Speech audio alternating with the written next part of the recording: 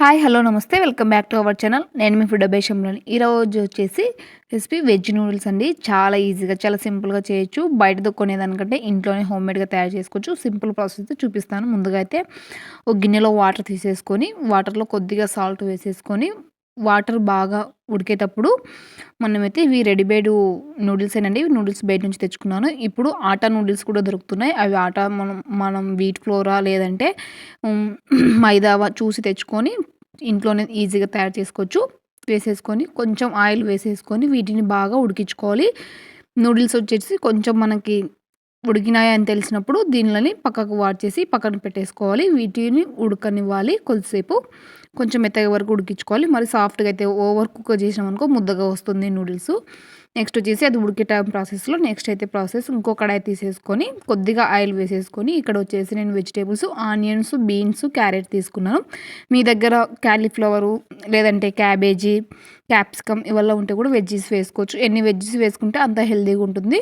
వెజిటేబుల్స్తోనే ఎక్కువ తిన్నట్టుంది and healthy కూడా ఉంటుంది. నెక్స్ట్ ఇవల్ల వేసేసుకొని ఆయిల్లో బాగా పట్టించేవి వేసేసుకొని ఆయిల్ బాగా వీటిని పట్టించేసుకొని కొంచెం మీడియం ఫ్లేమ్లోనే వేయించుకోవాలి. నెక్స్ట్ వచ్చేసి కొంచెం గ్రీన్ పీస్ బఠానీ ఉంటుంది కదా, పచ్చి బఠానీ, ఇవి వేసేసుకొని కూడా వేయించుకోవాలి. ఆయిల్లో బాగా వేగనివ్వాలి.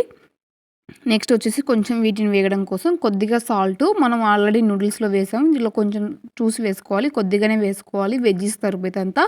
నెక్స్ట్ వచ్చేసి కొంచెం కలర్ కోసం పసుపు వేసేసుకొని వీటిని కూరగాయలని బాగా మినిమం 80% అన్న ఉడికించుకోవాలి. మరి ఓవర్ కుక్ చేసుకున్నాం అనుకో అంత టేస్ట్ ఉండవు. కొంచెం తింటుంటే క్రిస్పీగా ఉండాలి, అలా ఉండాలి వెజ్జీస్ అనేటివి. ఇవి బాగా మగ్గనిచ్చుకున్నాక నెక్స్ట్ వచ్చేసి దీనిలోకి మీ దగ్గర సాసులు ఉంటే వేసుకోండి, లేదు అంటే స్కిప్ చేయొచ్చు.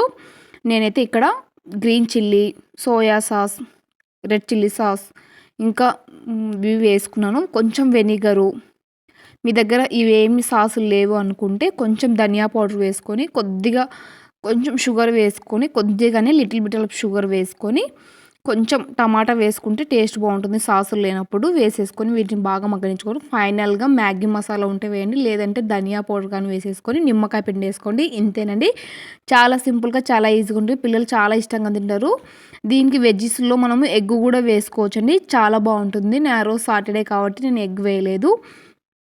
ఇవి వెజ్జీస్ వచ్చేసి చాలా టేస్టీగా ఉంటుంది. వెజ్ నూడిల్స్ వచ్చేసి చాలా టేస్టీగా ఉంటుంది. డెఫినెట్గా ట్రై చేయండి. వీడియో నచ్చితే ఒక లైక్ చేయండి. అలాగే ట్రై చేసి మీకు రుచి ఎలాగో తప్పకుండా ఫీడ్బ్యాక్ కామెంట్ చేయండి. ఇలా వెజ్ నూడిల్స్ని అయితే ఇంట్లోనే ప్రిపేర్ చేసుకోవచ్చు. పిల్లలు అయితే చాలా ఇష్టంగా తింటారు. డెఫినెట్గా ట్రై చేయండి. వీడియో నచ్చితే తప్పకుండా లైక్ చేయండి. అలాగే మన ఛానల్ అయితే ఫస్ట్ టైం చూసినట్లయితే ప్లీజ్ సబ్స్క్రైబ్ చేసుకోండి. మరొక మంచి రెసిపీతో అయితే మళ్ళీ మీ ముందుంటాను. Thank you for watching video. Thank you for your time. Bye bye.